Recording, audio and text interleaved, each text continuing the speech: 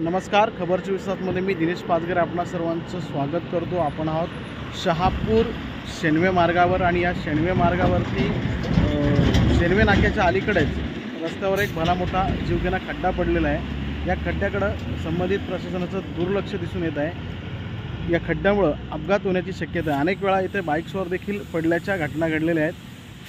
गेली अनेक दिवसांपासून हा खड्डा अशाच अवस्थेत आहे.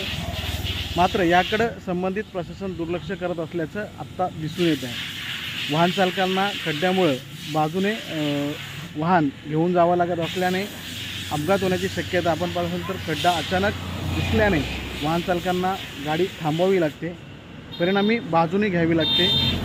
याकडे मात्र संबंधित प्रशासन दुर्लक्ष करत असल्याचं दिसून येत आहे.